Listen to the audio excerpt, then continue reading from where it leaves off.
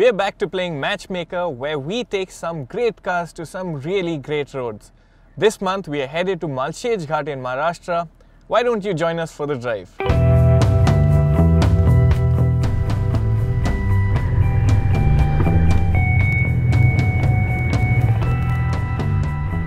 And here's how you can do so.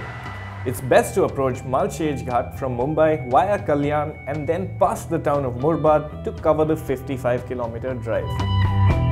Unfortunately, you'll have to deal with pockets of dense traffic on your journey there, and bad patches of road could hurt progress at places as well. But as you'll find out, it's well worth it. I, however, am prepared for any eventuality because with me today is the Range Rover Sport. It's got a cushy ride and an excellent 288 bhp 3-litre V6 diesel under its squared-out bonnet.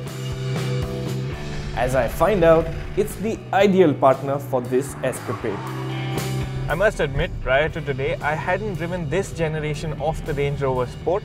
Now, as you may know, this one is built primarily of aluminium, so it weighs 400 kgs less than the previous generation car. And today, on these roads, I can really feel the benefits of their weight saving. In fact, the performance on this one is a real revelation to me. The way it picks up speed, it's almost as if it's being blown forward by a thunderous tailwind.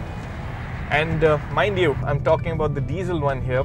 I can't even imagine how fast the 5-litre supercharged Sport is. Fast as the Sport proves to be on the straights, it's also surprisingly fun when the ghats start in earnest. It's here that the road changes character and has everything from elevation changes to cambered corners and even a few tight hairpins. Save for a few landslide-prone spots, it's also fantastically surfaced 99% of the way. As for the car, it certainly feels a whole lot lighter than I imagined it to be. It's got a very un-SUV-like poise through the corners.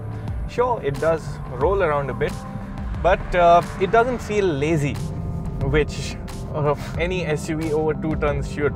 It's almost as if the adaptive air suspension on this car has the map of these roads pre-programmed into its software. It's really that good. As is, the Range Rover Sport is really keeping me engaged on these roads. With every few meters of altitude gain, the scenery also gets more spectacular. The roads are cut out of the cliff-face Sahyadri range, so there's a wall of rock on one side and vertigo-inducing drops on the other. There's lots to see on this route, but thankfully I have not had to take too many breaks for sightseeing. I've also made an observation about the traffic on this road.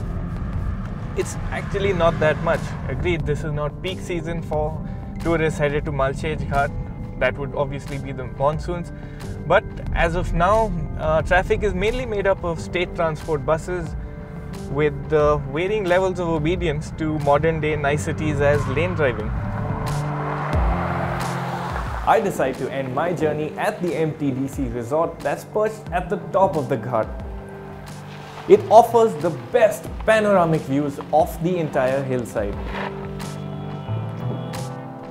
It's a place so serene, you just won't be able to leave here in a hurry. I make a mental note to come back here in the rains. Now, I've had a great day of driving in the Range Rover Sport up to Malshej Ghat, but I'll talk about the car first. Now, it's a Range Rover in the truest sense. It just cocoons you in absolute luxury.